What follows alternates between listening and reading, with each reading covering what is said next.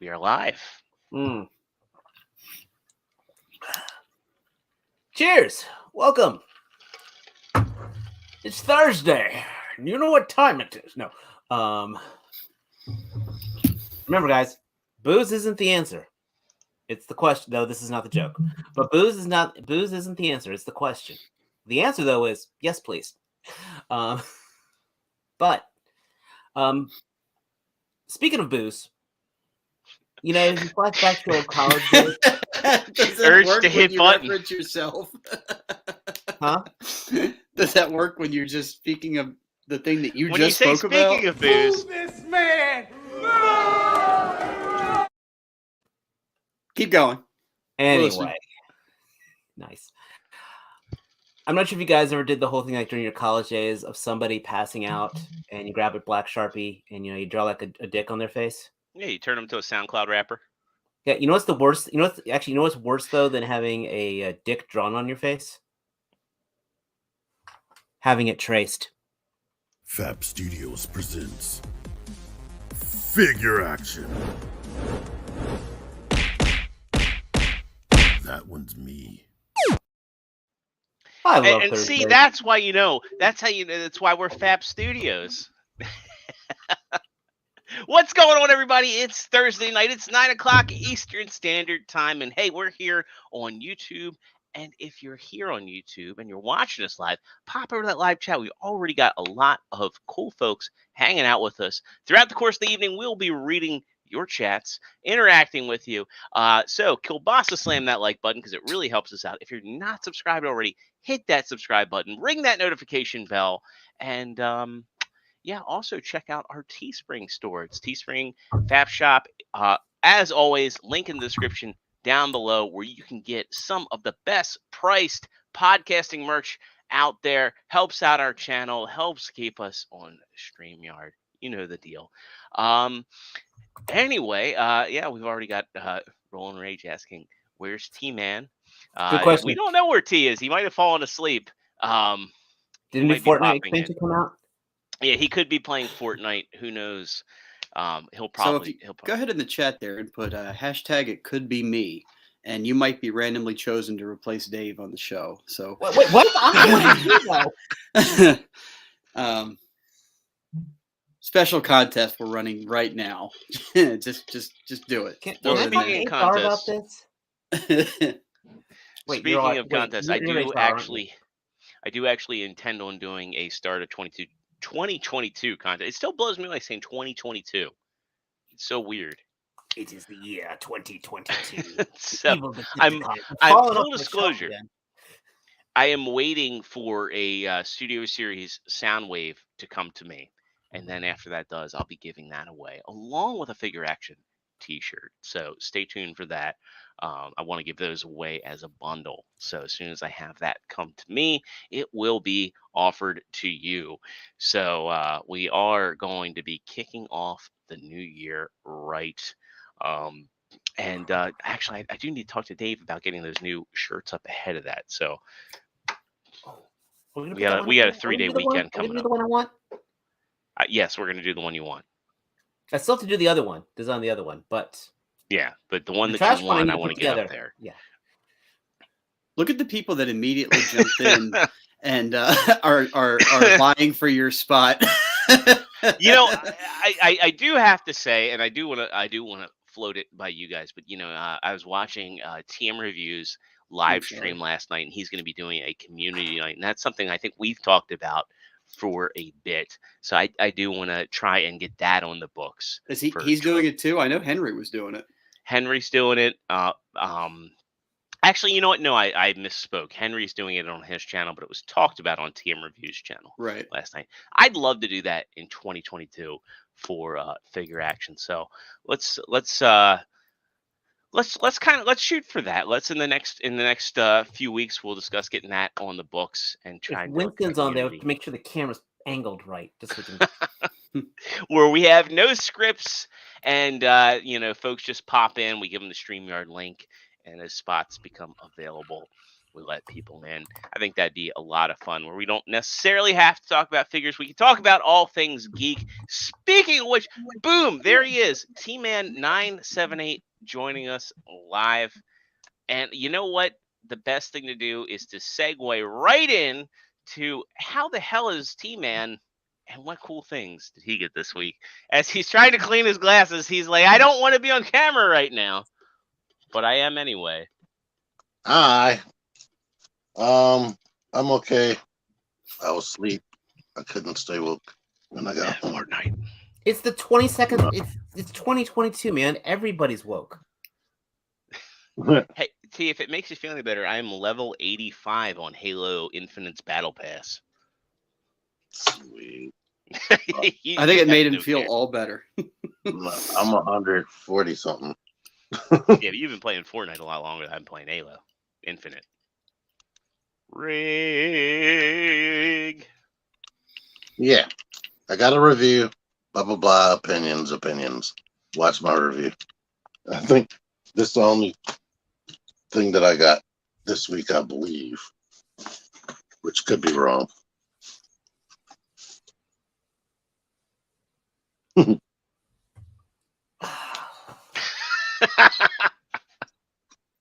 Lady around the right. Dave, are we scaling back? That could be a shirt. Mm. But Roland Rage says the show wouldn't be the same without Dave, and I Thank agree you, with that. Roland. Matt, give that man some figure action points. Yeah, but he hasn't specified whether that means it's going to improve or otherwise. We should get Mark 44 because I missed Mark 44 at TFCon 2021. So did I. Be cool to hang out with him. Oh yeah, the Tigatron. But this is old, I think. Yeah, but you just got it, so it's new to you. It's your NBC Thursday in figure form. I actually had this for like a month and never reviewed it till recently. Oh well, Are then you done saying it's a remold to Cheetor? Yeah. No, it's a new mold. You know Says what's part amusing to with me Cheetor. is we had our debate because I had said from the get-go that Ravage was going to be a remold of Cheetor, albeit an extensive remold, and you were like, no, he's definitely Tigatron. And then you reviewed Tigatron and Ravage in the same week, and not a mention. Yes, he was totally different. Totally. That's that crossover Tony the Tiger. They're great or adequate. How is Dave? Or did we already talk to somebody? No, you're the first. You're the first. Interestingly enough, Memo is saying Tigatron is Indianapolis' shelf warmer. I saw him before the holidays. I haven't seen him after. There's somebody on TFW who was looking for him, and in the Maryland area. And I was like, I will let you know if I see him. But yeah, he's been gone. Yeah, I've Dave. only seen one. I wish I'd have known. I haven't visited that thread in forever. But one was at Canton Target for like over a week straight, just sitting there. The only Voyager ever. Well, damn.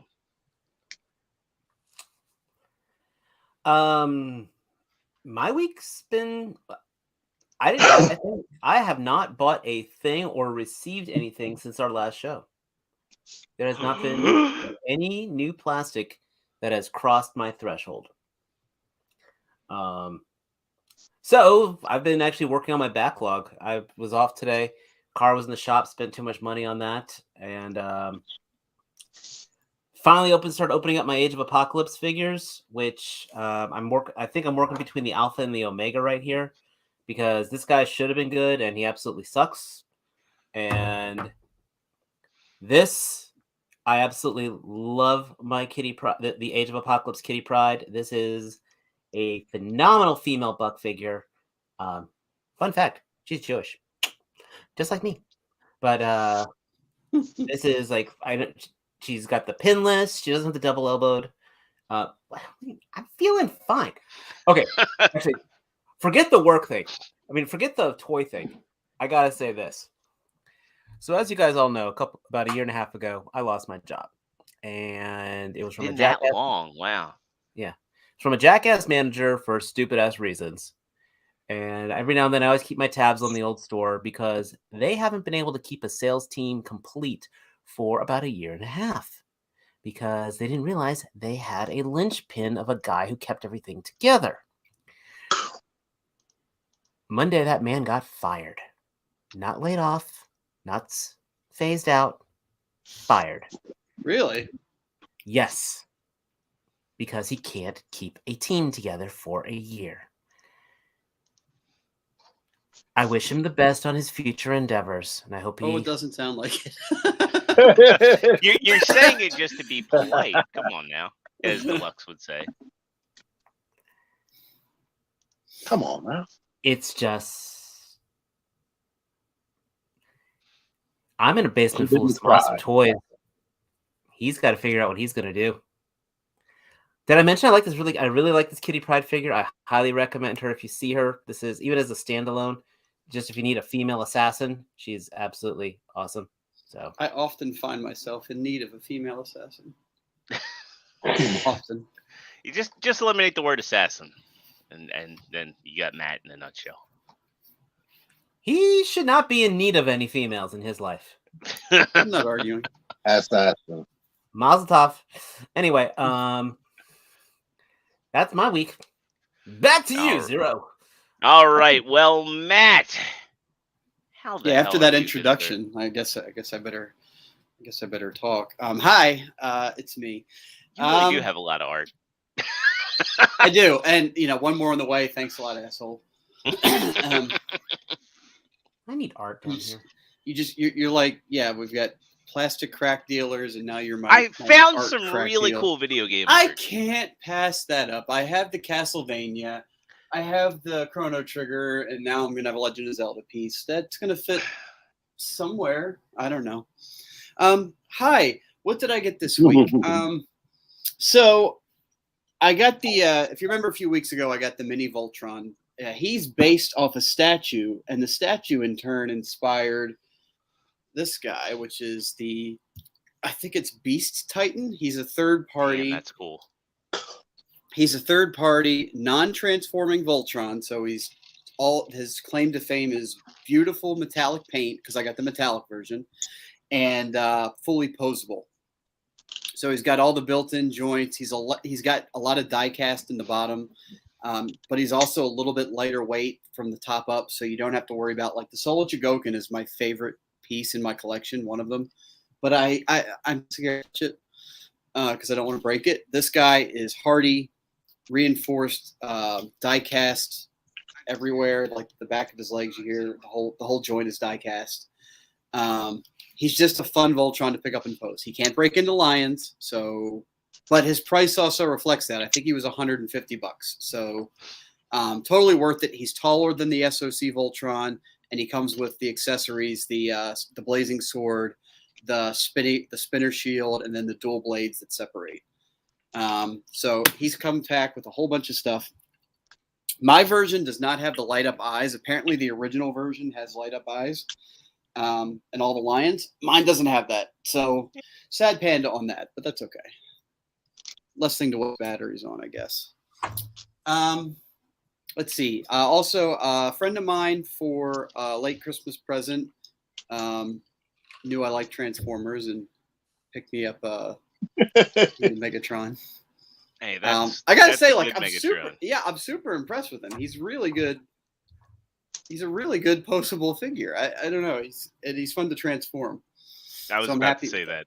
Yeah, at least it wasn't a Walgreens Transformer. And if you have the Arc, which I don't really, unless I can pick it up super cheap, I'm not going to get it. Memo says the metallic paint is better than the light up eyes. I have to agree. I also agree with that sentiment. So I'm not sure it's the same price as the regular one, though. I guess the paint made up the difference because like I said, the regular one had eyes in all the lions and the eyes of Voltron himself.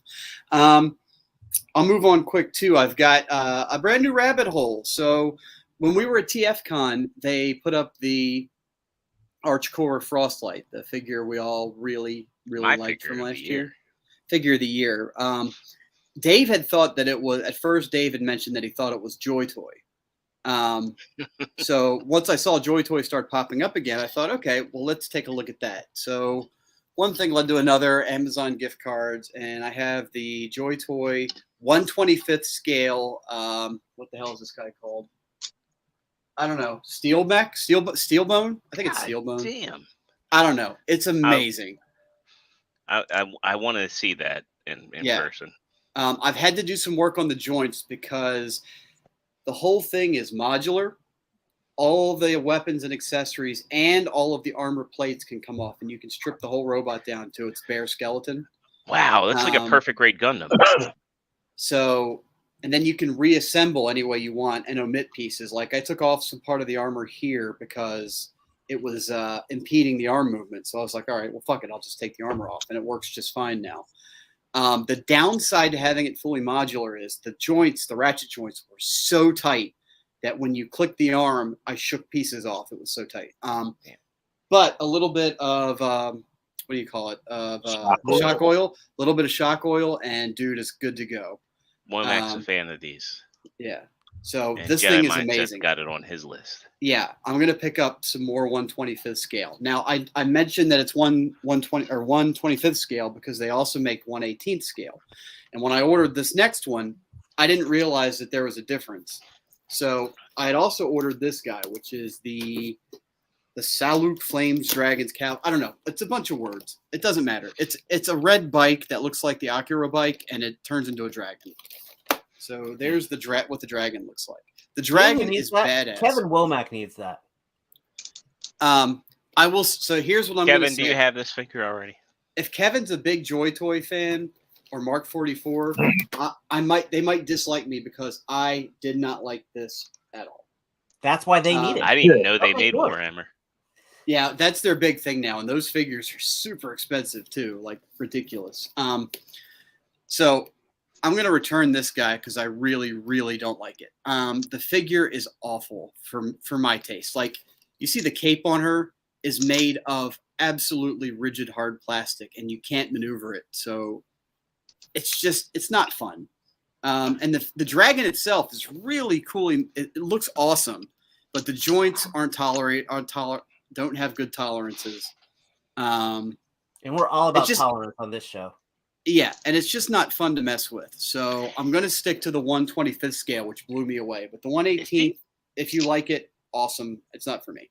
If these guys do licensed figures, I'd love for them to do a licensed Panzer Dragoon or Orda, which is a transforming dragon, which was also the end of that series, but also one of the best on-rail shooters ever made. Never played. Well, it was an Xbox exclusive, and actually, have you ever owned an Xbox? Nope. No.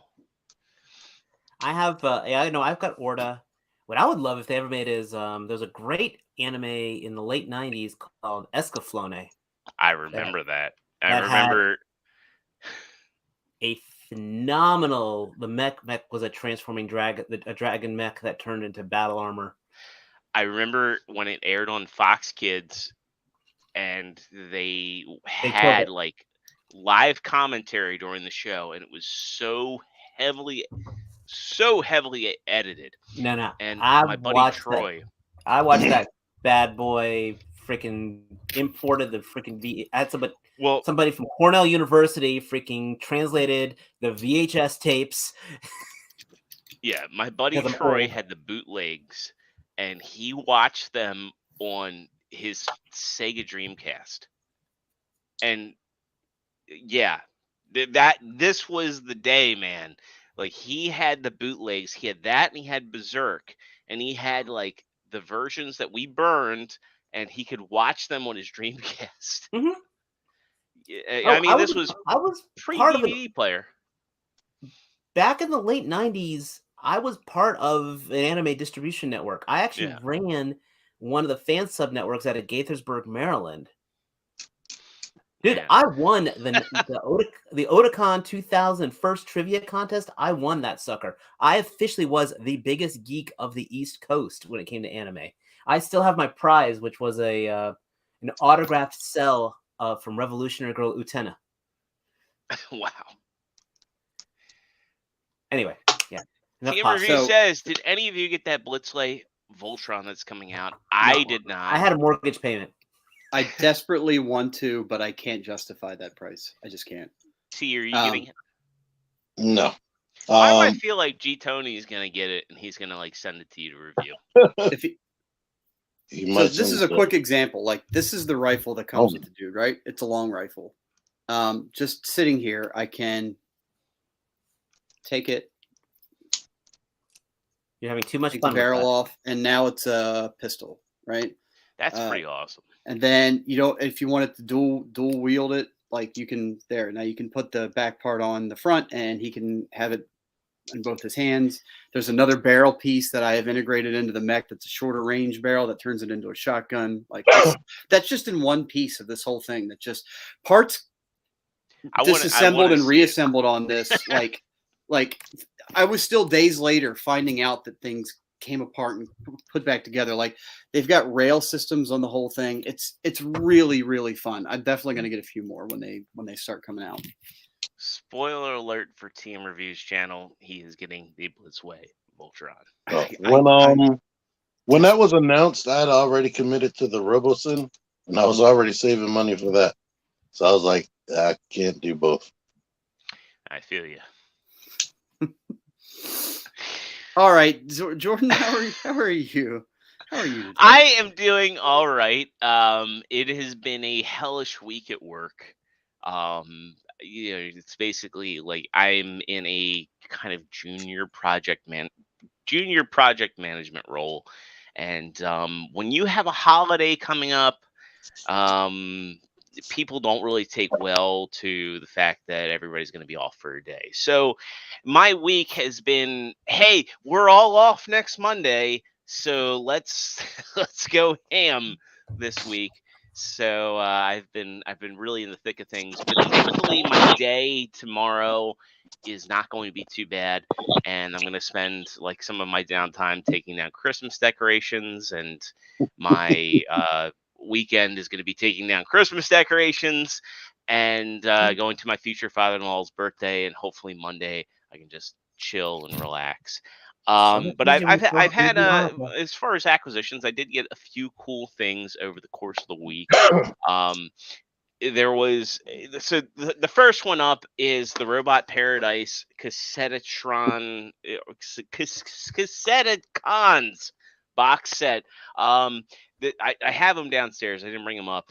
This was initially a pain point for me because my Corvus figure only had one of its eyes painted. I bought this from Big Bad Toy Store. In the past, Big Bad has been a issue when you have a problem with your figure. Not for me. Well, for me, it's always been like, hey, you pay to ship this back, and then we reimburse you, and then, we'll send you a new figure out. So it's like, I was afraid that I was going to have to send my set back and wait a month. Big Bad has stepped their game up. So my Laserbeak, my Corvus, just didn't have an eye painted. I hit it with a Gundam marker. It looked acceptable. It didn't look super clean, but it looked acceptable. I reached out to Big Bad. Big Bad is sending me a whole new set of cassettes. No joke. And it's going to be here on Sunday. And do you send back the cassettes? No, that you have? they don't No. want this back. They said if the other set has an issue, we'll ask you to send both back. They don't want this back. This is mine to keep. So fortunately, I found a friend who is in need of the set. So I'm selling it to him at a big discount. But at the end of the day, I'm paying next to nothing for my set of cassettes. So I'm very happy. You should have repainted Laserbeak into Buzzsaw. That's Maybe. true. Maybe, but they're gonna do Buzzsaw, Enemy, and Rat Bat. With Sound Blaster. Yeah. So that's that. Next up, this is one I think everybody's getting, and this is the Shattered Glass Jetfire. And oh, my green screen is getting You his just chest. assumed my acquisitions? So we'll take that off. We'll take the chest off. We'll take the mask off. I've been getting the Shattered Glass line. Hasbro Pulse sent this out to me. Man, this figure is cool. Team Reviews did a review of him. Yes, it's just a black Hasbro Jetfire, but man, is he cool in this color scheme. And for me, I've been leaving his armor on, and it makes him like a whole different figure. I'm doing a little Shattered Glass shelf for Everything my, looks better in that color scheme. It really with the does. exception of Armada Sideswipe, everything looks better in that color scheme. One of the things I really like about this guy is that when you have the armor on, when you have the face mask on, you can see. So like here, they gave him like really piercing red eyes, and you can see them when he has the face mask on. So it makes him look like a completely different character. And I mean, since he's the Shattered Glass version, I like to think he actually keeps the armor on. I love how these blue blast effects look on him. Like they are just amazing. And I do want to take a minute to pour a 40 on the curb for blast effects because friend of the show, Lance, good personal friend of mine, he reached out to me. He's like, "Hey, do you need a black Zorak?" And I said, "Yes." So he sent me a black Zorak, and I absolutely love this figure. I love the fact that they did this here. There's this panel here to cover up the face on there. I really love this core robot, but they don't give you the blast effects. And you know, we talked about it with Blaster, which is kind of an ironic figure to have incompatible with blast effects, right? Nobody. Where is it? Where is it? Where is it? Come on. We're waiting. I know. Yeah. Pressure. I gotta find this stupid thing.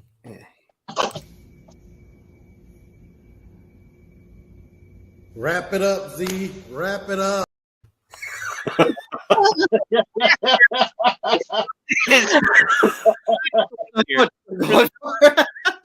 Effects on. I wish I could do a better Gilbert Gottfried impression because I would totally.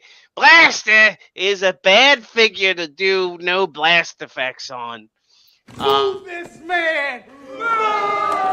Spoiler alert, it was Dave.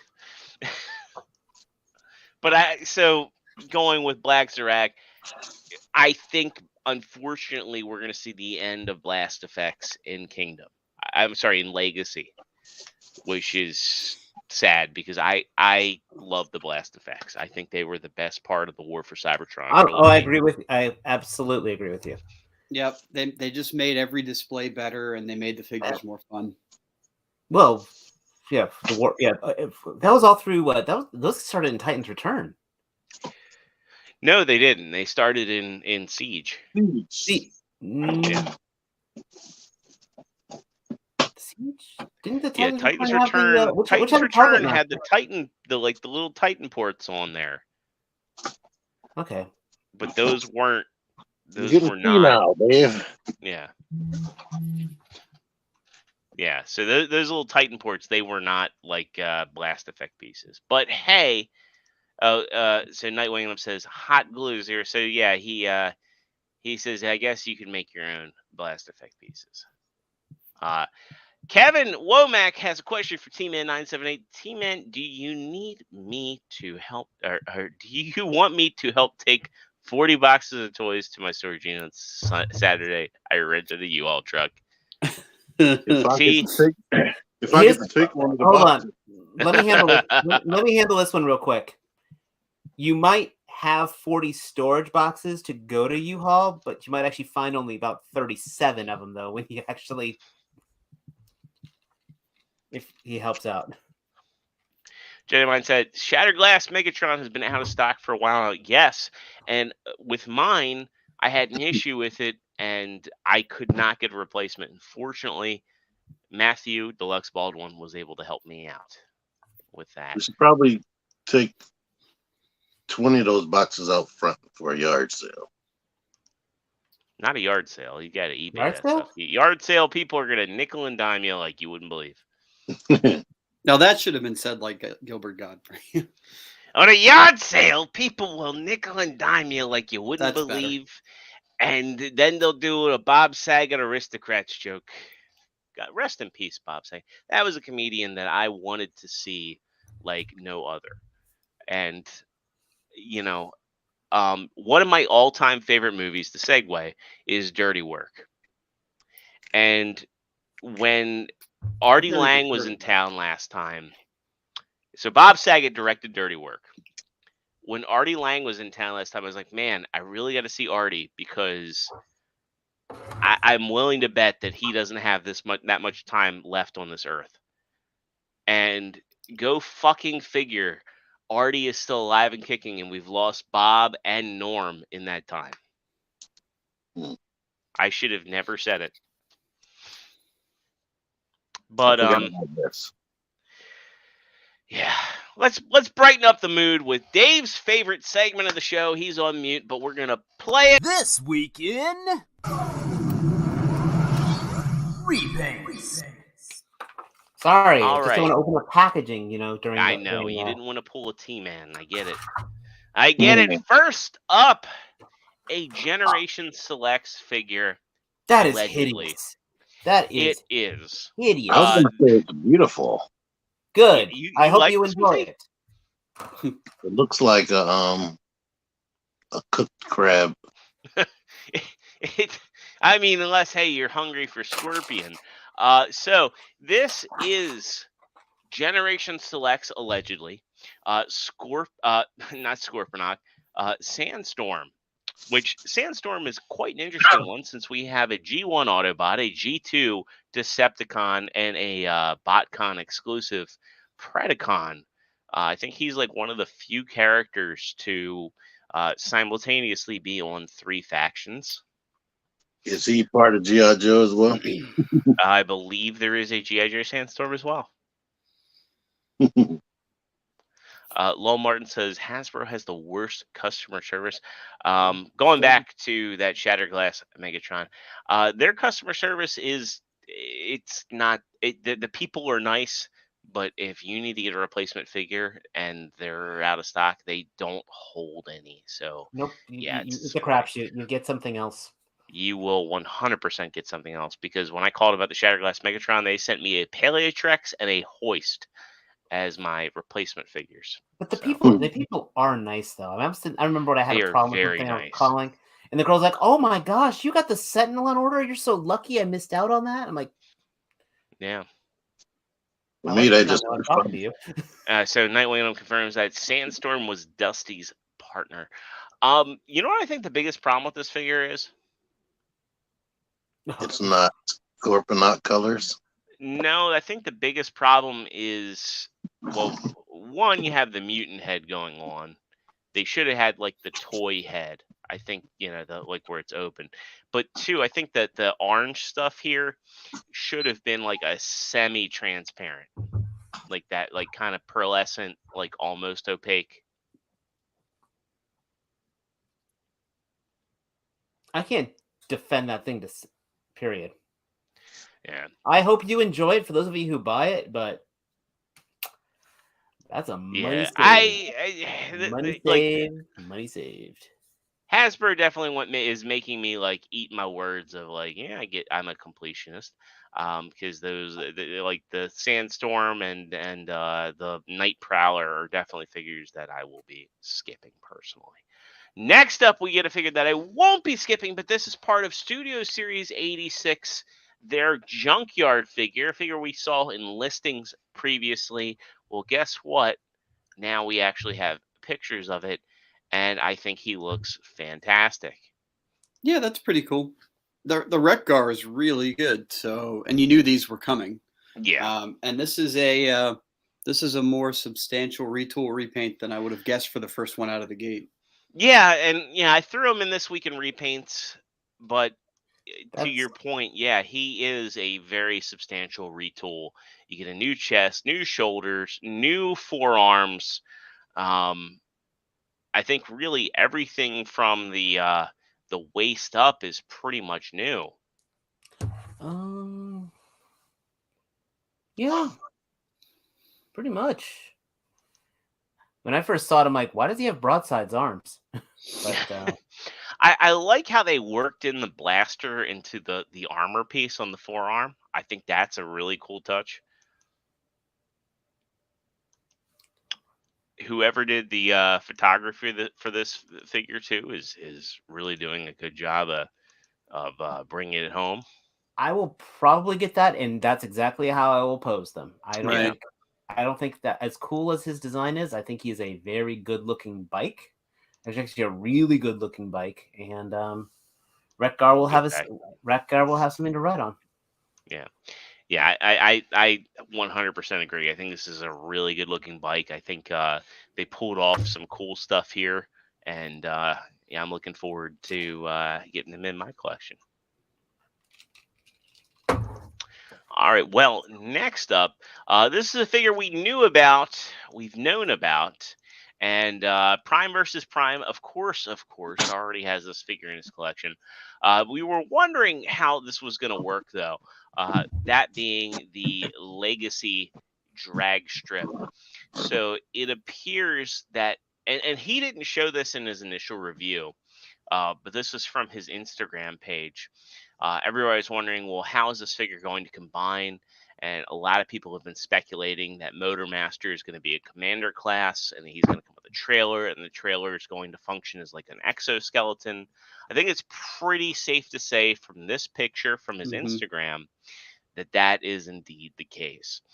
You can see here that it has no combiner ports or anything besides the peg holes, 5mm hole. Yeah, and I think it's pretty safe to say this is going to probably work exactly the same way as the X-Trans bots, where you have a big exoskeleton where the car parts just kind of plug on, where he's not really a combiner. He's just like, a robot. I don't have a problem with that. Menasor was the original Armada figure, and the Stunticons were his mini. Yes. Yeah, where you just kind of assume that the cars just slap on to the trailer and provide additional power. So there's that. It takes away a little bit of the allure, but hey, I think it'll at least be a lot better than the Combiner Wars version, which my only thing I don't like about that is the whole back of his head is hollow. I don't think I've ever had that on a deluxe class. Core class, yeah. I got a feeling that was intended to be light piping, and then they just said, "Never mind, we can save money and paint the eyes." No, since it's in the cockpit, it needed a empty space. I'm sure Larkin's Lair will make a filler piece for that for like next to nothing. If he shows up in the chat, we'll ask him. Yeah, I actually need to send him a thing for Black Zarak for him holding his spear. So actually, I need to send that on Instagram tomorrow morning. I've been talking with him. He said he'd consider making one if I could show him. Next up, Getsui, which is the next train bot. I think this one looks a lot better than Shoiki, if I'm saying that correctly. We'll get out of that. But yeah, Getsui's official masterpiece reveal here. I think this looks pretty good. I know you guys are going to be on the fence about this one. I am not on the fence. Yeah, at all. I'm not on the fence either. I know exactly where I stand on this fence. I'm probably the only one that's in for this. I like the leg. He That's is. anything. Yeah. I'm sorry. After seeing the Moon Studios, all the reviews I've seen out there, yeah, That's Those Same Moon with Studios, the Moon Enjoy it. Studio trains seem to have some finesse and some style to them. Like they have this, I don't know, this simplicity, but I don't know, there's just an elegance. This does not seem elegant to me. Jay's not a fan. Jay might said going back to our drag strip said Larkin probably saw that hollow head rubbing his hands now. there has to I be a joke wouldn't. that can be made with that statement. I wouldn't say trash. Not trash. I just don't care about it that much. But It's the not ones, trash. the Moon Studios one, seeing Sony with it, they actually make me want them because they actually look like good robots. I feel where people are coming from. Like, I honestly, I'd like both of these. I'd like the Takara Tomy for the robot modes. I'd like to get the Moon Studios. Like for my birthday, I want to ask for the first 2 Moon Studios. For me, I'm just gonna buy the Takara Tomy on my own. I don't really have that big of a connection to Raiden. I remember seeing it, and like back in the day when I go on Unicron.com and look up all the different figures that came after G1, I was actually really fixated on Raiden. But that train mode is nice. Here's how I look at it. It's and it's kind of ironic, but the Takara one looks like something TFC would have put out 4 years ago. I don't necessarily think TFC. I think I'll tell you exactly where I'm coming out with TFC. Remember their version of Leo Kaiser? Yeah, that's what this is kind of reminding me of. As far I as kind of get it from a color perspective, but from a proportions perspective, I don't necessarily see it. Seems a little overly complicated. Where the Moon Studios is kind of like how Takara was when they made Inferno. Of, as Matt said, that elegance, that simplicity to it. Of it's supposed to be A and B, or in this case A, B, and C. God damn it, Benjamin! Am I the only one who can't find one? No, me too. That's actually pretty cool. Yeah, that's a good. That's actually right there. that would actually be an awesome, expensive repaint that I'm surprised no one ever capitalized on. Somebody probably will. Dude, I can't give figure action points, but Jonathan Walker, I give you 20 Starscreamer points. Those can be traded that's a in at currency now? 1/100th figure action point. It's the scaling. The scaling's off. Mm-hmm.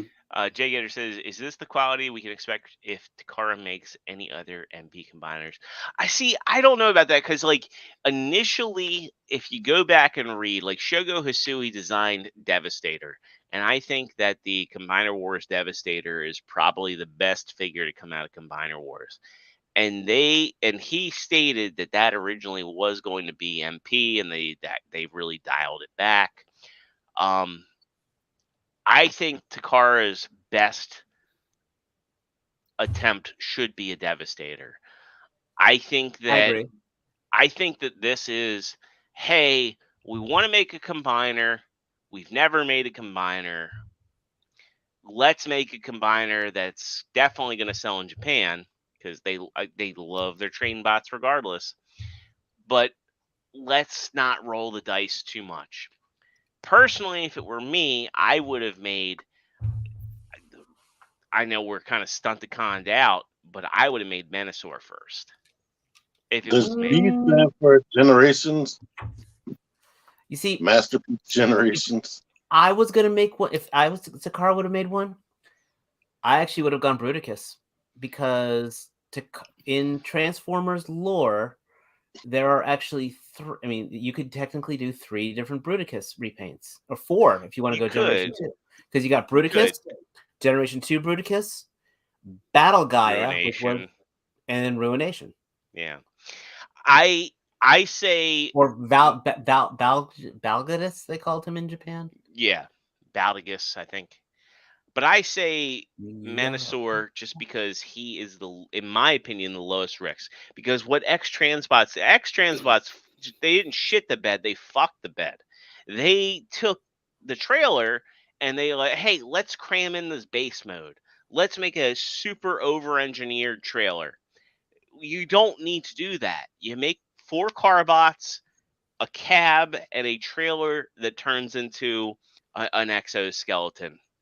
And it's simple. You have everything. It's like Frank Caliendo as John Manuel. It's simple, Fred. You have the fucking cab plug into the back. You have the 4 fucking carbots slap onto the arms and legs, and a head flips up.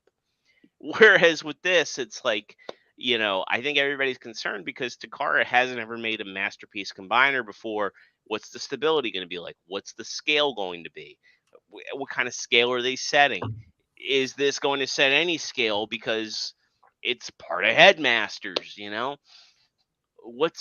think I'd agree with Jordan though on the.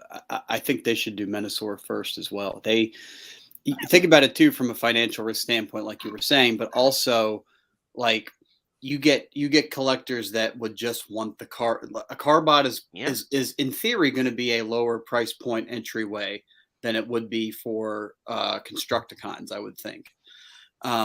So you're going to get a lower price point per car, plus you're going to get out Decepticon cars to match your already existing Autobot cars, which would look good on the display. That would actually go. Yeah, and you're going to get an Optimus Prime alike with what's his name? Help me. Menasor. Motormaster. Motormaster. And I think they could take their time and they wouldn't have to. I think some companies are getting into trouble now trying to figure out combinations where with Menasor, just like Jordan was saying, like keep it simple and you can release your carbots, have some kind of mechanism, and then take your extra time to work on the trailer and the main combination trick. So unlike Devastator, like when you ship parts, you are committing to a certain combination scheme. Where they would have time to work on it and give people confidence in their ability to create a combiner. The good thing about Hasbro Takara, though, is that they're going to finish it. Exactly. I agree. I got to interject with this. One thing you guys were mentioning the whole time is probably one of my biggest irks with the Menasors. And that's that damn trailer. When I think Motormaster, he is a semi who is complete. Fanstoys did that right. Fanstoys is the only company to ever do a Motormaster that. Yeah. And no. That's one. And I'm probably when it comes to the Fantoys fanboys, I'm down. My hands blow at a screenshot. But that is probably one of the biggest things because I always thought that was the cool thing that was the reason why he had that superiority factor over Prime personality-wise. He was the complete deal. And the thing I think you guys know how I feel. I like my perfect transformation. That is why I love the MMC combiners versus the others. I know why you guys like the Zeta. They're a stable brick. They're absolutely. But I like both. I'm not discount. What I'm saying is I'm not trying to discount the Zeta, even though the Zeta is absolutely what I can't stand in a combiner. When I think of combiner robots, I want a perfect combiner. Yeah. And so I've always felt that the trailer becoming Menasor is a complete and utter cheat unless you consider, the other... God, I know I'm sounding like such a goddamn nerd right now. That the other guys are almost like the power cells for powering him per se. But no, they're not combining. It's the trailer that everyone is hanging on to. I think if any company could do it, I think MMC could make a Motormaster where the robot was self-contained, but also became the torso, and the trailer bits became the connector bits for the cars that became limbs. Don't ask me how it would do it, but I think they could do a self-contained Motormaster. But I just really think that Takara Tomy doesn't know what they want to do. I think they want to do the all-in transformation like MMC does, but they're also their own worst enemy when it comes to over-engineering figures. Not only that, but they have to follow certain standards that the third-party companies don't have to follow. Right? There's Yeah.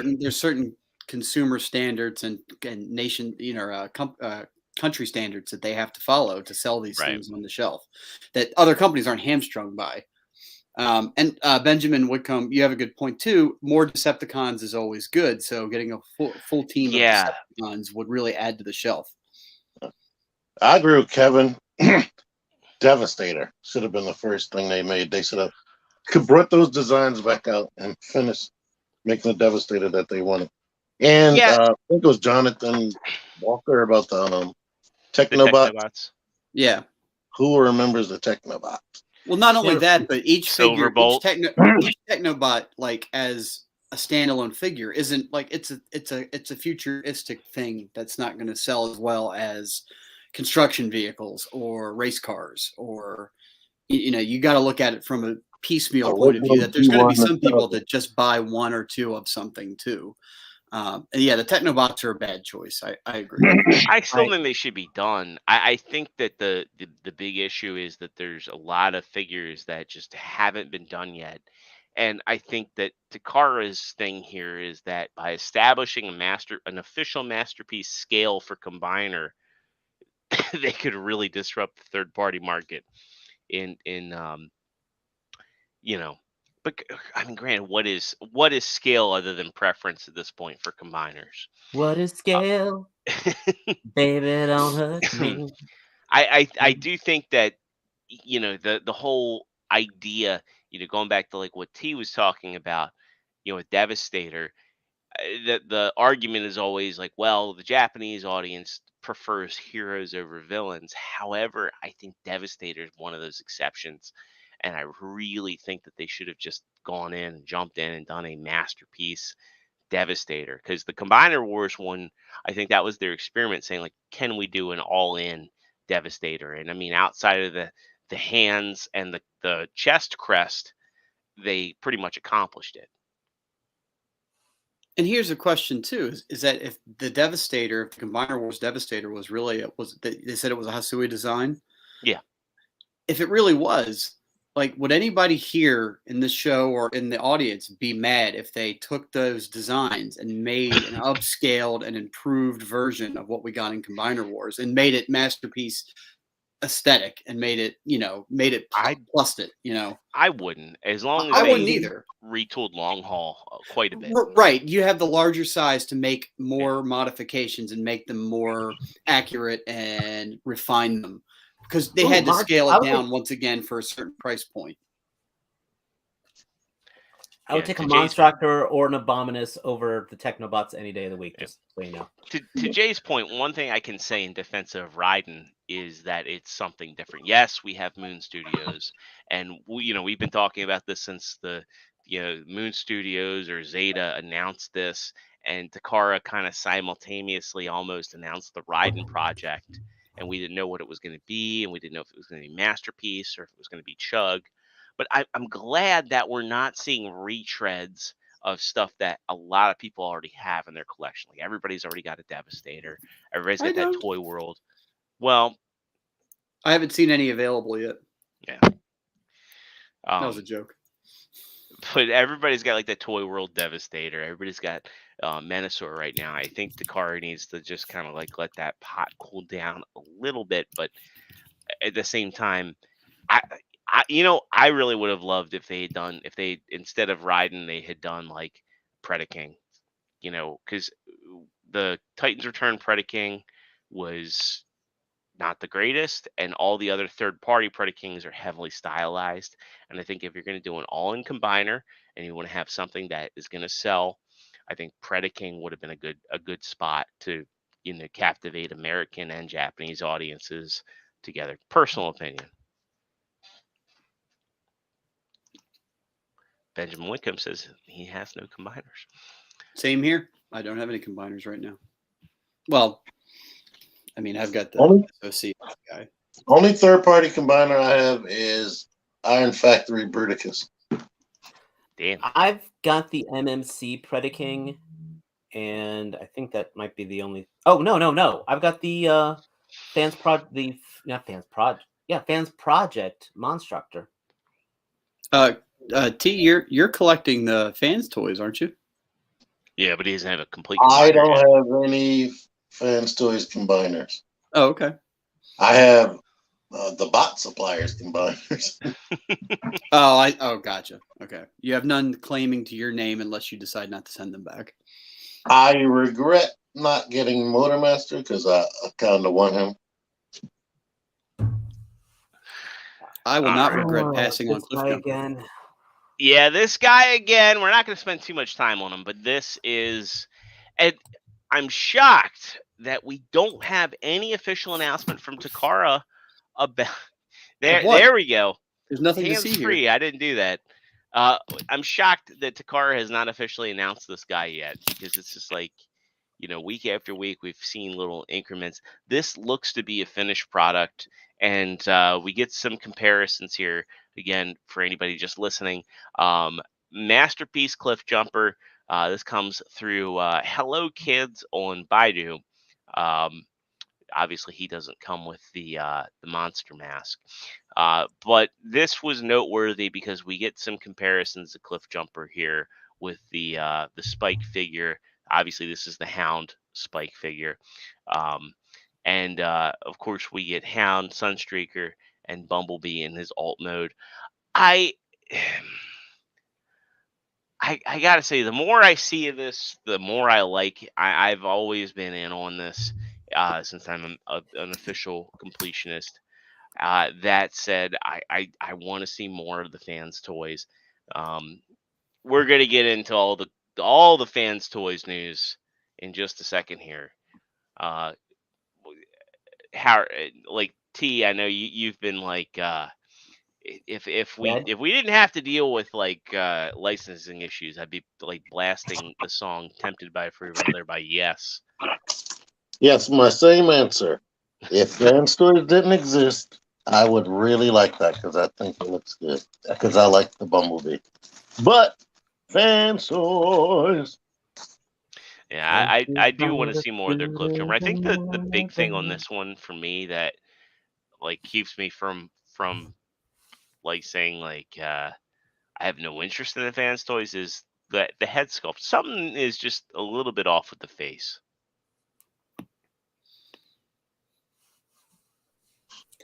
Next.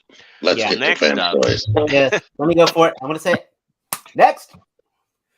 All right. Well, next up, we're going to talk Fans toys. I guess we'll start off with Jive coming to us from TFW. This is Fans Toys take on Jazz. Matt, I know this one has been an interesting one for you because you actually really like the Make Toys downbeat. That didn't stop me from pre-ordering this guy. I'm I surprised. I pre-ordered him from Nick. You know, Matt, if you have trouble getting rid of a Make Toys figure, I know a guy who might want it then. I mean, I might. It's two different companies, and I've never done this before, but I might do the whole alt mode and robot mode standing next to it kind of thing. Okay. We'll see. Is T-Man like killing his daughter's boyfriend or something over there? He could be. He could also be admiring this ab crunch they're showing off here. That would explain the thuds. She better not have a boyfriend. Her dollhouse just finally came. Just now? Right today earlier. She put it together. I really like the metallic paint on this guy. He's got very sharp paint. He's got crisp lines and details. He's got way over and above Fans Toys' usual articulation. And this looks like a very modern Fans Toys figure, where the other ones you can tell a dated design. Yes. And this one is definitely not, as far as I can see. The only question I have is, can he have door wings? I wouldn't be shocked the way the backpack is here. I feel like I saw a door wing picture. Yeah, that's what somebody. I think you said on Sony's live thing the other night that there was a prototype picture of him with door wings. Anybody in the chat, if you remember, go ahead and if that's the case. Or if put that in the Sony, if chat. you're still there. I mean, what we can do is like normally TFW has their discuss on the boards, and I like that we he does go come with the to speakers. page 1. That pose right there does kind of that one pose does sell me pretty well though. And the feet are this cohesive, awesome. Yeah, really I good. love that. Yeah, that really does do the toy look. So the one thing that's interesting about Fanstoys is they do metallic paint. Takara Tomy really doesn't do metallic paint. And so while this is still very, we'll call it tunetic, what's interesting is that metallic paint kind of draws you out of it. It's very signature to Fanstoys, and that's like why I guess for me, like collecting has kind of turned into like this parallel of Fanstoys and Takara Tomy, where they're cohesive together, even with the new aesthetic for Takara Tomy. But you'll look at something and you're like, that's definitely Fanstoys. It doesn't bug me that much. When I see the speakers deployed on him, I hear the song. Generic rock music. Clan asks, are they faux Exactly that. wheels on the legs? I don't think they are. It looks like I it don't just think so, recesses into the Yeah. foot. I This think might be it's the first Fanstoys figure I'm actually excited about since Quake Wave. Yeah. I think he probably is more of like, I think if the transfer, and again, like I've watched everybody's rig reviews and seen how he transforms, and that definitely subverted my expectations. However, I think this guy might probably transform very similarly to Downbeat, albeit more refined. My biggest concern, I have two major concerns. That's the pose right there that sells it for me, right there. Yeah. That picture, goddamn. My only two concerns are one, overly complicated transformation. Sure. And paint rub. Because Yeah. those are the two biggest issues Fanstoys really has. I don't think paint rub's going to be too much of an issue with this Right, guy. but I'm just saying, but that pose right there, just I have not been tempted by a Fanstoys since their entire inception until I saw that picture right there. Jedi Mindset has a great point right here, and I Acoustic Wave really hammers this one home. Was saying glad they are learning to keep updating their figures and not release an outdated one like they did with Hoodlum, because that was like the thing when they said they were going to bring back Acoustic Wave, which was the FTO2. I'm pretty sure he's RPO1, but I'm pretty sure that was FTO2 that just never got off the ground because of the official sound wave. Oh yeah. I was kind of worried they're just going to say, well, fuck it. People like Fanstoys. They'll buy anything that's Fanstoys. Let's just release the original. And no, they took it back to the drawing board. So, this definitely looks like very modern. So Dave, are you in on this? Almost. Okay. I haven't pre-ordered a Transformer figure in such a long time that it's like you forgot how. Not that bad, but it's just it's weird. I haven't gotten. I mean, as much as I love my Transformer, this is making me kind of fall in love with it again. So we got Jay here saying Fanstoys doesn't have paint rub issues. X-Trans spots, on the other hand, Mike Rogers vouching for XTB. I mean, You said Fanstoys doesn't have paint rub? That's what Jay's saying. I've had a parallel universe a little bit. Now XTB, some of their figures, some not so much. Okay, but Mike Hopper has paint parts that combines into paint parts. So yeah, that's going to be rubbing after time. And Mike, you do not know my personal hatred to Keith's stuff. I'm sorry. It's a love-hate for me. Oh no, it's hate for me. Now this one is one where again, like I'm collecting Fanstoys, so I've got this guy pre-ordered. Uh, the Transform Element one, I think, is almost indistinguishable from what Takara Tomy would do if they made a Mirage. So this Mirage is interesting to me because it just, I think the Transform Element one does it way better as far as aesthetics. Now there are things about this that I really like. I know T, you really like the way that they designed the hip skirts on this guy. That and the feet. The feet are the best feet that I've seen on a Mirage. Just like the Jazz. I'm sure those feet are tune accurate too, but I've always kind of liked the Mirage design where the spoiler becomes the feet. Yeah. But that's neither here nor there. I think that's his actual spoiler because they still look like that in the car mode. Is it? Oh, you're right. Then I like this thing. I pre-ordered it. I do think the missile looks really good. I think that I like the white pearlescent. I just think that they should have muted the colors a little bit. I know that like doing the metallics is kind of their thing, but I think if he was a flatter like a flatter semi-gloss blue, I think this would look better. Henry was just astounded and drawn to the crotch.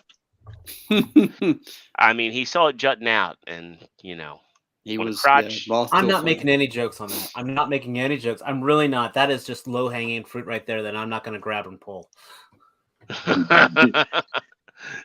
Well, that's definitely Says, toy on the old toy. Another one after replace just got the T1 for Christmas. No, you don't have to replace it. Like, look, I Both get it. can live. I'm part of the problem, but it's like that TE one. I don't have any desire to get rid of them. Right, and I've got the Sphinx that you sold me that I really like. But I like this guy too.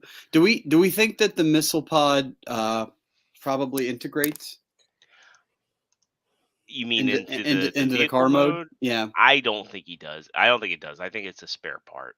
It might have a clip on, like like, hey, if you want to have it on here. I'm shocked that they're not reusing the hologram driver from shit, what's his name? Dragstrip. they might. Right, we don't know everything that comes in the box. That's true. We don't know all the accessories, but you'd think that that'd be something they'd have like front and center. You would think. And knowing Fanstoys, I'm pretty sure this is probably the same size as Dragstrip. And I'm also surprised that he's not shown in a comparison in the official photography here.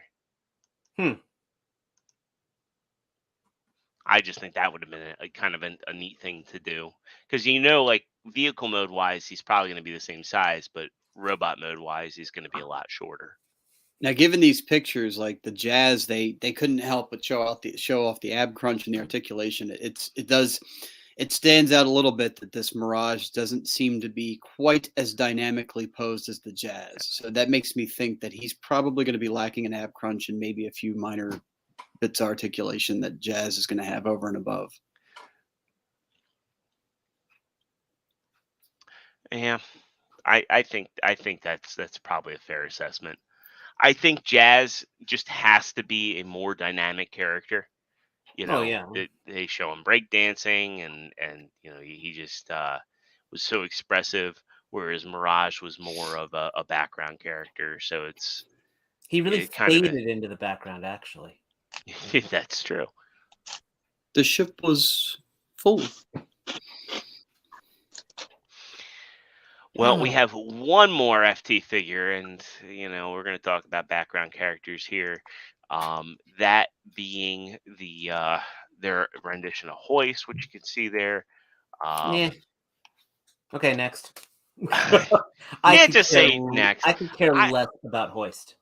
I have the X-Transbots Hoist and Trailbreaker, and I think that they're fine. Again, kind of like the TE Mirage. I got the version 2 Hoist and Trailbreaker, and they have the Toon aesthetic, These are metallic. I think the Trailbreaker looks really good. I think this is a good-looking hoist, but I don't think they're the most cartoon accurate at the end of the day. Especially here, like if you want your hoist to be taller and even more athletic looking. I could care so little about hoist. It's not even funny. I like the leg. Hoist and Grapple, 2 characters I could not stand, and they gave an episode that spotlighted both of them. Dear God. Give me an episode that spotlighted Cliffjumper? No. Give me an episode that spotlighted freaking Mirage? No. Give me an episode. Jazz never really got a spotlight episode. No. But who do they spotlight? Sea Spray? Sure. Anyway. Oh, come on now. Sea Spray. Mirage had a spotlight. Cool. Mirage, remember they made him a traitor? Remember Gears they made into a traitor. Another character I could care less about. Budinole says keeping the X-Transport Toon hoist. I think I'm in that boat too. I don't like him that much. But Jay says his X-Transport's hoist and Trailbreaker are gonna go on eBay. Yeah. I for me, I think they're good. I think this is a really cool looking hoist, but as far as like a Toon looking hoist, I don't know.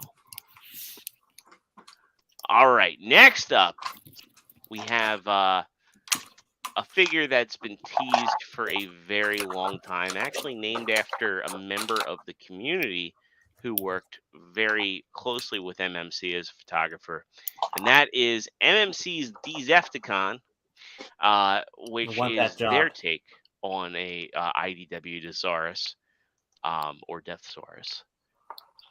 This, in color, just it blows my mind. Like they start off with like he's got his smiley face, he's got his stern face, but man, does this looks gorgeous, fantastic.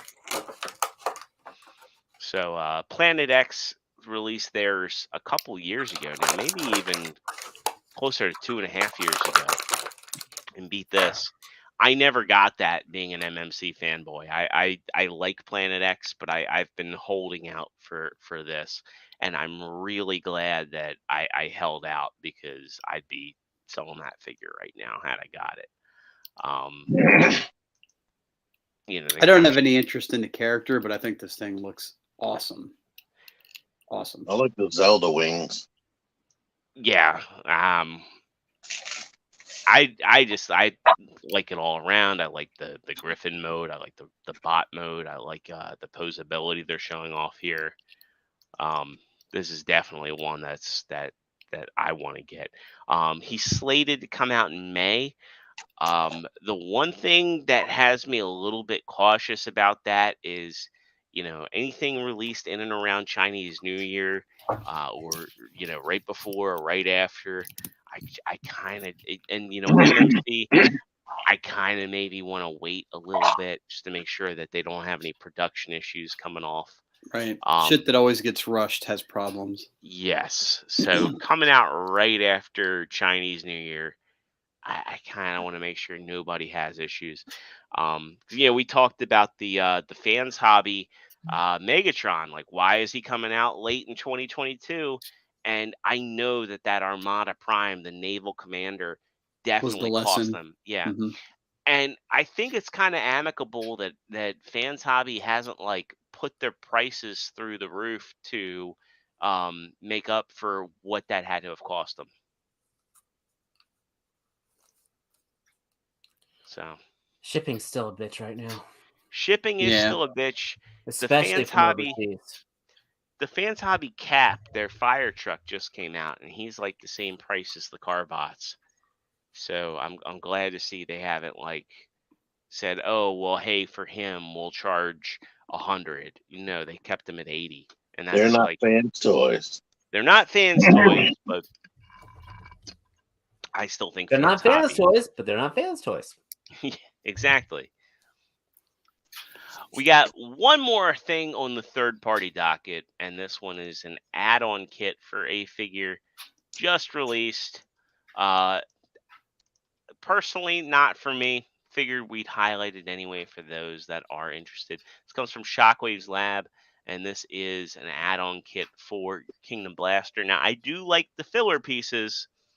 I do like the fact that his horns are Bloosh compatible, but I'm just not a big fan of the horns. I'd rather wait for somebody else to do filler pieces, and I don't need those horns. What do you guys think? I don't like that the horns don't go over his hands. I And mean, with that, He wasn't holding them in the cartoon. No, they were he put completely them- covering. I think they There's- should have. You know how? I mean, I don't have the figure. His hands fold in, right? no, they fold No. out. Hmm? The hands fold out. They could have did a cover over his hands. That's what I'm saying. Like, with his what I'm saying is how his hands are in alt mode, and I would have clipped the speaker over that. But when they're in alt mode, I think they just go out to the side. They don't tuck away. They literally jut out. Yeah, they Even jumped then, to I would have probably somehow taken advantage of covering over that, so the hands. Yeah. We have so many examples of that. Yeah. Like Optimus Prime X, all of them go right over his hand. Yeah. Yeah, I mean, this is a cool thing for people that want it. I'm sure that DNA Designs is going to come out with a kit, and I would bet money on it that they're going to do a solid blue. I think he comes with eject. I don't think War for Cybertron Soundwave is superior to this blaster. This blaster is better than both. I'm going to agree with you. The Siege Soundwave, because it doesn't become a cassette player. But this is spot on blaster. The Netflix Soundwave, they made so many compromises because it was a retool. Like the Netflix one's still good. I'd say it's great, but I'd say that the blaster is if the next step above great is excellent. I wasn't gonna pick up Blaster. Yeah, you were. That's why I turned you down when you found one. I didn't. I want another blaster for work, so I don't have to keep taking regular blaster to work. I think that blaster is going to be pretty easy to find because he's going to be part of Wave 1 Legacy. Yeah, and that's true. Wave 1 of any new Transformers line is easy to find. So, And that'll be on top of his appearance in Kingdom. So exactly. So, I think the Kingdom one, he might not get restocked, but you're going to see the Legacy one all over the place. And we're going to go through a drought, and Matt's going to be like, if I saw him in the store, I'd Look at bought this, him. And I have the G1 Blaster, so I'm sitting here like nostalgia's pulling at me. As long as you don't have the Titans Return blaster, you're good to go. I don't. The Titans Return one is still a fun figure. It's just not aesthetically pleasing. All right, now we got something interesting to talk about. I toyed with the idea of leaving these off, but I wanted to know what you guys thought about it. So you know how we had for the failed Snake Eyes movie had a 6-inch scale line aimed at kids. younger people. They're now doing that for Classic Joes. So I'm curious what you guys think about these. They're starting off with Snake Eyes, Destro, and Baroness. It's as you said, it's a kids line. I can't pose them. I can't do anything dynamic with them. I'll look at them and I'll walk by them. These are worse than that Snake Eyes movies one, so we can totally skip this. These are the ones that they. The only thing I think that makes these interesting is the fact that they could become weapon fodder. If I saw them at the dollar store and paid $1.25 for them, yes.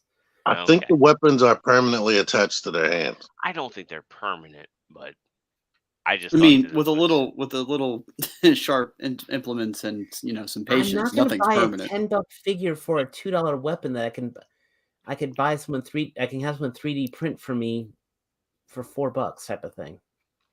I don't think these are 6-inch. The previous ones were like huge. They're like Titans. This man says it right there. Benjamin Whitcomb, I'm liking you tonight. You're my friend tonight. So Just These tonight. are classified designs, to be honest. Yeah, they're classified designs, but yeah. Nightwingham? Next. All right. Next up, we got one for the Matts and Joes of the world. The human form of Android 21 from the Dragon The Ball He-Man, Fighter too. Z game. Hey, Matt, she's got boobs. She She has does, boobs. and they're very multicolored. I Well, the wanted the this boobs may version not be. before the Majin Buu looking one. Yep, She's she's very interesting. Yeah. Wasn't this like a video game character? Yeah, from Yes. Fighter Z, which is a very underrated game. And it was designed by the same people that did Guilty Gear. Jesus. Arc Systems Works. That you give me that game gave me PTSD. I watched my son play this, and I definitely wanted this design first because I think you see her more than the pink. You do. You do, yeah. But yeah, Guilty Gear gameplay is like half cancel, 3 cancel. Oh, you could be sitting there blocking, and you'll still have somebody get a perfect against you just from the craziest combos ever. So yeah, no. Yeah, I've never been able to get into Guilty Gear. Now, Fighter Z is different. Fighter Z has its own kind of fighting system. It's kind of very casual based. It's very kind of arcadey. Yes, I it is recommend very arcadey. Yes. I recommend it. It's good. It's a good game for newcomers. So, but it's not completely dumbed down. NECA, Benjamin, NECA. All right. Next up, we're going to get into our what I like to call Todd time. Keep this one minimal. I'm telling you right now, pass, and pass. Yeah. So Rebirth Batman, Future State Robin. We've already talked about Oh, Clayface. I never saw that Robin. So Yeah, he's got a variant too on Mask. Yeah, I've got him in the notes. So this is the Future Double State jointed Robin. elbows. Yeah. Pretty sure. Yeah. But I hate that pre-posed cape. Womack might think that I buy Todds left and right. No, I skip a lot more Todds than I actually buy. I've got a huge McFarlane collection, but I pass on a lot of them. And this is on that list. I'm getting that Robin. Cool. Enjoy. See, Womack, make fun of him. Make fun of him. Don't make fun of me. I'm passing on that Batman too. Yeah. Womack can't make fun of anybody as far as buying stuff. I'm just saying he picks on me bad. I'm just letting him know I'm innocent on this one. I might get that Batman too. See? You make fun of me? This Kevin, is the Batman. You make fun of me? That man's doing it. That's the Batman I probably would want more than any other ones. He's buying the Batman, and I'll invite you to my barbecue. I'll throw my first Batman into my nephew's toy chest. I will say I do like the purple highlights going on in the cape. I think that looks nice. God damn, the one I'm not going to buy, he's going to buy. Well, so going in, I wanted to highlight this one. So on top of that Future State Robin, Infinite Frontier Robin, we get a look at the Gold Label exclusive.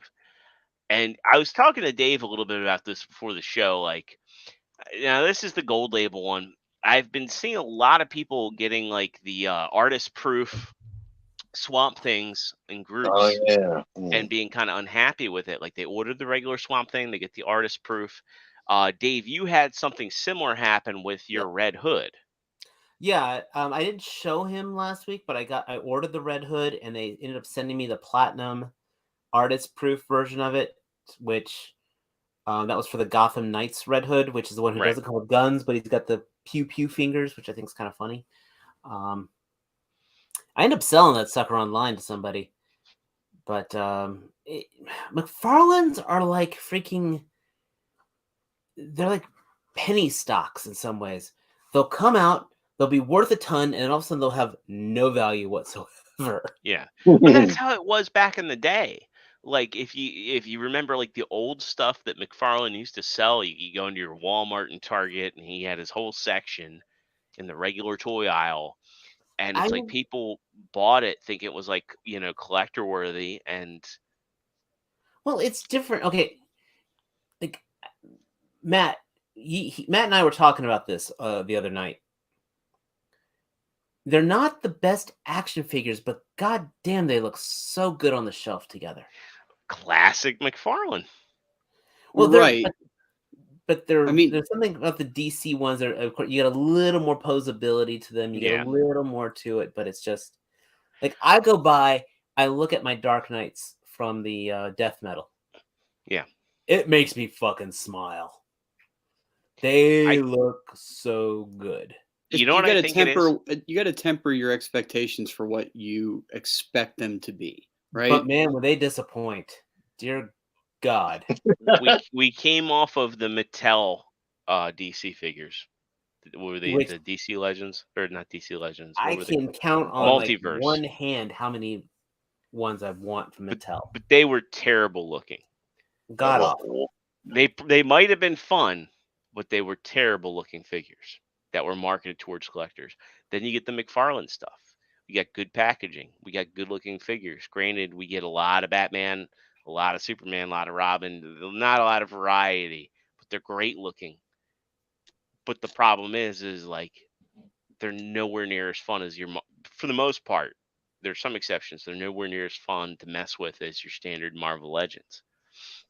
So I think that's like probably the missing link is they need more variety in the waves, and they also need to make the figures a little bit more fun to mess with and pose. And also, I think the one thing here is you have so the gold label one is he doesn't have the face mask on. Great, but why couldn't the regular figure? Why do we have like Shriek? That's one of my biggest fucking problems with them. Yeah. Like you have like the Thomas Wayne, the unmasked. These shouldn't be variants. They should be. You have both heads. that's how I feel. I Here's mean, the my figures problem, are just so more you know, detailed. with the icons. Icons were good, except dear God, their scaling was still off. They were like 5-inch scale. What'd you say, T? The McFarlanes are typically bigger with way more paint. Like, look at that detail on his face. You can see the shading and the color variation. And they still have like as many points or more than Marvel Legends, but they might not move as smoothly as Marvel Legends. Right. And they're definitely heavier sometimes. And isn't this the same sword that Deathstroke comes with? No. Yeah, typically, and another they all are varied as crap. They don't share bodies a lot like Marvel Legends. But then a lot of them will have some like it'll be like a great figure and then have a fatal flaw. Like in this case, that cape that's going to throw his balance off, or their faces for some of the current ones that have them like looking slightly to the left, so you can't quite give them a full action pose. In this case, I feel like they did get cheap because all he comes with is that sword. He could have come with some extra hands or something because he's smaller. And one of the things I wanted to bring up next is, and this figure's starting to hit stores now, but I think a good jumping off point here is that Batman Year One figure, right? That's coming back. So, like to Dave's point, like this is a figure we've talked about already. He comes with options. He comes with this not dynamic, but the static cape. But he also comes with a soft goods cape and regular arms. And I think that that's maybe the missing link with McFarlane is like, yes, these are 7-inch figures. And they've made some concessions as far as accessories go. Like you'll see, like, okay, hey, we had a Batman that comes with a batarang and a grapple. Every now and then you get an extra hand. But then here you get a premium figure that comes with it all. He comes with the display base. I want that. I gotta reorder that one. Target canceled mine. How much is it? So $50, I think, for. I mean, that's like the regular. That is everything you make fun of McFarlane about that figure is, but it's like, I don't care. To get that cape, you have to take the arms off of him. Yeah. But I don't care. That looks so But, I fun. mean, But that's in what I'm that though, talking about. they're leaning into it in that, right? That's Yeah. purposeful. Yeah. And you get the grave and all that. Yeah. But then they do something stupid like that. The only way right now to get a Hal Jordan is you have to buy that 2-pack that comes with another Dawnbreaker. I already have the Dawnbreaker from the first wave. And patience saves pockets. You know they'll come out with an individual Hal Jordan down the line. I know, but Or clearance. Play base too. Yeah. But, you know, again, like we're on like our 50th Batman, and like it's like, where's Kilowog? Where's, you know, forget Kilowog. I want a goddamn Sinestro. Yeah, where's Sinestro? Where is You know, Sinestro? Batman has like one of the biggest rogues galleries. You know, Superman has a ton of villains, and you know, Green Lantern has a good amount too. Like, where are these guys? And it's just there's so many characters I think that would work so well with the McFarlane aesthetic. Yeah. Killer Croc would be phenomenal. Amazing. Though you say that, and then he botches Clayface. So oh, the Clayface thing has got me. It's got me so it almost makes me ready to drop the line. Yeah. I mean, I'm not buying that Clayface, period. But that Swamp thing looks great. Yeah. Though the Arkham hawked out Joker looks really good. It looks good, we but don't need it because it was a lame boss battle, and Yeah. I'm surprised he doesn't make us another good Bane, like an actual Bane Yeah. figure. and you know, Scarecrow would be another one he'd excel at. Now he technically did do Scarecrow, but it was half of a Scarecrow, and with the Bane. yeah, I mean, it's just Mr. Freeze. Mr. Freeze would be another go. I mean, if you want to, I mean, let's just stick with the Batman stuff. Because I mean, like, I'm not the biggest fan of the comic Blight, but I think that this Blight looks absolutely fantastic. Oh, I would love to see figures from him. Like, I mean, the Lobo was awesome, but I would like to see characters like, oh god damn it, I lost it. I had it in my head and I lost it. Jonah Hex. Jonah Hex would be phenomenal with his style. Especially since he's doing a horse, or he's doing horses, you know, for Witcher and the Build a Horse. He's got the freaking Injustice character designs. Yeah. I mean, he did do Flash from Injustice, and technically wasn't Gorilla Grodd from Injustice? Yes, it was. No, it wasn't technically. That was Injustice. Yeah. Nightwing says Two-Face. I mean, technically he's doing Riddler from the Batman, but an Arkham Riddler would be amazing. Arkham Riddler would be great, or even a comic Riddler, because he's got the wings. Yeah, Hawkman. He's got a lot of potential to follow through with. Yeah, and he needs to stand up with WB with the stupid gun policy, because I can finally get a good Deadshot figure. I'm skipping this Batman. Okay, cool. So, next on our agenda, holy crap, I gotta wing this real quick. Just to leave? He's back. I pasted the link in the wrong window. Next up, Storm Collectibles. We know. Oh, we got more? Yeah, we got this, and then also we need to talk about Toy Fair. We'll wrap up. There's not much to talk about. There is not much to talk about, but new Storm Collectibles, Evil Ryu, and Golden Axe skeletons. I'm glad to see the skeletons getting released in other ways. Evil Ryu, cool. I think Evil Ryu looks really good. You're not sharing. Oh, I am not sharing. Let me fix that. You need to share. I sharing is caring. So Evil Ryu, we saw a glimpse of him before, but I'm not sure what's different with this convention exclusive. He's supposed to be the Ultra Street Fighter 4 version of Evil Ryu. What's not different is I'm not buying him. Oh, here's the exclusive version. He's got red hair. So he's a red deco. So there we go.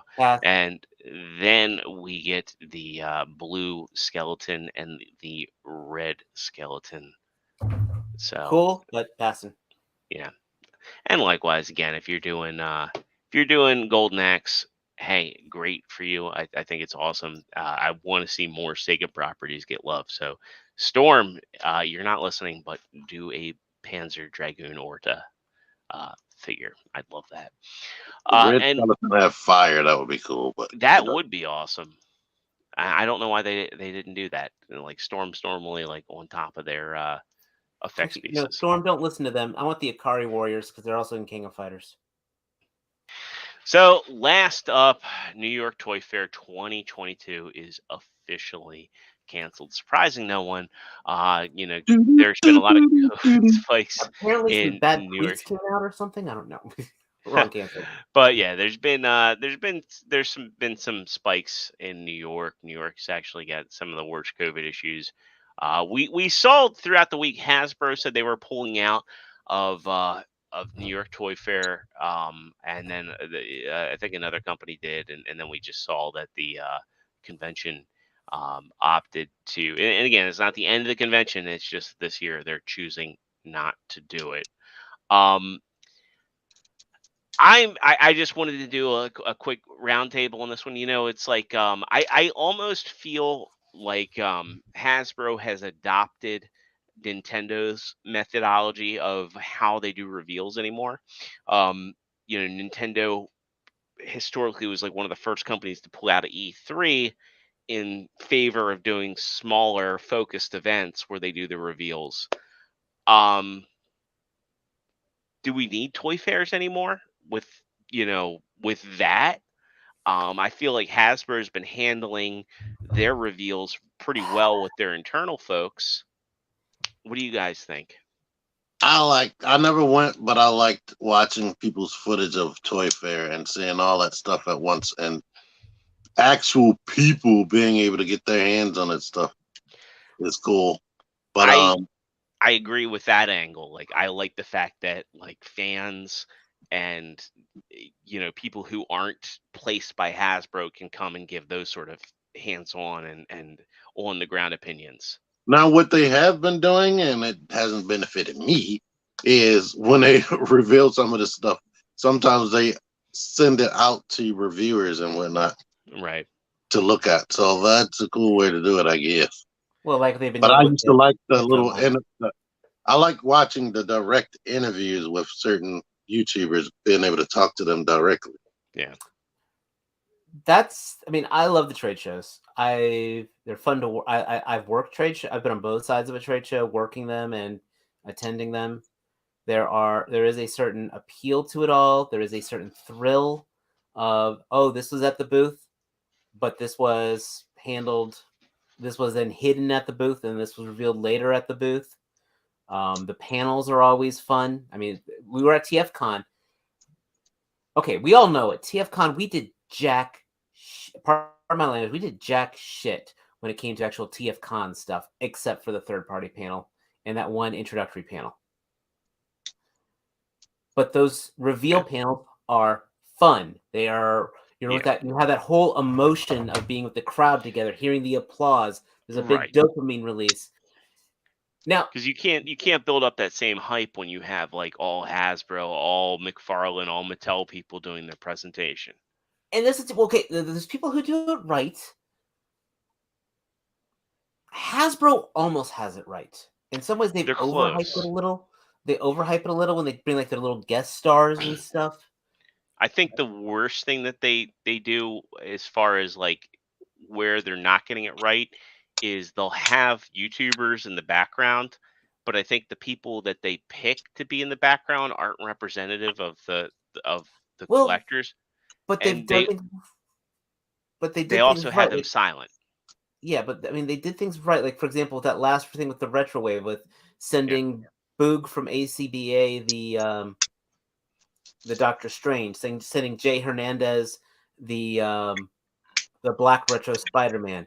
Those were, I can't remember which one Shardamus got, but like those were actually really cool. That was done right. That gave a very good community feel to it. But then like was that one Pulse Con where I think they got Weezer or something like that. Like that was stupid. Yeah, and it just seemed a little tone deaf to the. And then you got Todd. Yeah. He's a whole thing into itself of how he does it. Where Todd. He's Todd. He's part of never me, been big production. He's part of always me been. loves it, and part of me cringes it, and part of me loves about it how cringy he is. Well, he's been doing it that way since God, like the '90s. Because I remember even on dial-up going to McFarlane.com, and he would have his little videos where he'd be like, "Hey, folks, we're showing Right. off new," you know. But then, hold on here, God, Benjamin, you are like full of fuel for me tonight. The DC fandom. No, I hate that. That's done horribly. Yeah. But I mean, Also, fandom is a horrible pun. but I'm just saying, like, there's some. But the trade show atmosphere is because it's a room full of people who are the fans. You know, again, you see Charlotte fly there. I see Boog fly there. I don't know if Bolt Matrix ever got to go to one, or if PI ever got to go to one. Goddamn, I've always wanted to go to one. You know, Jedi says, "Why not do it virtually?" That's what Hasbro does, and Hasbro, again, like I said, and that's why I brought up that Nintendo comparison, because to me, what Hasbro does is very similar to what Nintendo does for their game reveals anymore. But then you again, I'm watching the ACBA stuff. Hasbro would do their Hasbro breakfast where they would do the stuff. I mean, remember when that's how Combiner Wars was announced. Yep. They did the Yep. Hasbro. Siege. Remember when they got to walk through that room and show all the Siege figures that we didn't see yet? Yeah. The Decepticon. So, I mean, that big diorama. Oh, no, it was SDCC where they did the diorama of the X-Men issue 1 done in Marvel Legends. But I can see why, and yes, I can also say in some ways it is antiquated. It's Antiquated. Antiquated. Thank you. I've been drinking. It's antiquated for the trade show. Yeah. When they have this direct presentation, but God damn it, we're collecting nostalgia. So I think right. I don't want everything to have to happen at home. I don't either. I mean, like TFCon was a great part of 2021 for me, and like getting to go and see people. Phenomenal. But you know, the only thing we did at the con was those 2 panels, but I loved them. But at the same time, it's just like, you know, I was shocked that there was no third-party panel for Toronto. You see, there's a big thing right there. Or when we were at the TFCon in Baltimore, no X-Transbots. You know, I think for the con to work, for the trade show to work, though, everybody has to be in on it. Right. It's like a wrestling match. Right. When you go to a live show, you know it's fake. But they know you know it's fake, but you're all part of it and you're all playing that role. Now, I'm kind of curious what BotCon 2022 is going to be like. So BotCon 2022, I didn't put it in the news, but that's going to be in Tennessee. The guy that did Pete's RoboCon. What's that? And it's almost like all the hotel block is already sold out. I'm curious how big it's actually going to be, because again, it's the guy that did Pete's RoboCon is taking over the name. I don't know the specifics of how he got it from BotCon. What's interesting is like Agabus has jumped on as like the official sponsor of BotCon, and like the Realm of Collectors folks are now like hopping on to BotCon. And I know that, you know, everybody knows there's a bit of rift between them and the Chosen Prime, and the Chosen Prime is going to continue on as the sponsor for TFCon. So it's like, what's going on with all this? So it's like, what are we even? We were commenting about that. Remember, we were talking about who had the better display, Agabus or? Yeah, I think everybody wins when they're both there. Oh yeah. You know, like Hanny was there this year, but he didn't have any presence. So I'm curious, like, what BotCon's going to be all like. Now TFCon is scheduled for Chicago this year. We're questioning, is TFCon LA going to happen? You know, like California has some pretty strict restrictions. So are they going to say like we can't have the convention? And it's just, going back to Toronto, they canceled the third. Well, they didn't have any third party panel, and things were kind of scant. So it's like, is Chicago going to just be the big show for 2022? It's nuts. But I hope things get figured out soon, and I hope we start getting back to a semblance of normal. I And mean, I'll leave it at I just that. can't believe how quickly the block sold out, and then the exclusives already sold out with the Valorverse stuff. Yeah, looked good. Yeah, that Waspinator looked really neat. So, and yeah, but that's about it, I guess. I mean, Yeah, I was wondering if you guys were interested in going to BotCon, but I guess that was kind of moot. I'd want to go to Tennessee for the barbecue. That's fuck yeah. But I just don't think it's in the cards for this year with getting married and everything. So I don't even know if Chicago is something I can do. So I'd like to. I definitely would Chicago, like to dude, we got to go to Chicago just so we could all split a pizza. Yes. There's two types of pizza we got to get. We got to get the sheet pizza that the locals eat, and we got to get a deep dish somewhere. Exactly. So, but I think that'll do it for tonight's episode. So everybody, again, stay tuned. I want to do a giveaway. I'm waiting on that Studio Series Soundwave to come in, and I'll do a Soundwave and shirt giveaway. I do want to do a community event, so I think we'll talk. We'll try and get something like a hangout, like they used to do, and maybe we'll do like a Saturday with a few of us, and we'll just usher people into a StreamYard chat. I think that'd be a ton of fun to do. So ring those notification bells. Make sure to check out the community tab. Hit that like button. Yeah, as Winston said, kielbasa slam that like button because it really helps us out. Ring that notification bell, and I think that'll do it for tonight's episode. So again, thanks to everybody who hung out in the chat with us tonight. It was great chatting with y'all. Thanks to everybody listening. Thanks to everybody watching. And we will see you all again here next Thursday night. Same Figure Action channel here on YouTube. Same time, 9 o'clock Eastern Standard Time. Thanks so much. We love you all. And have a great night and a long weekend. Take care. Nice.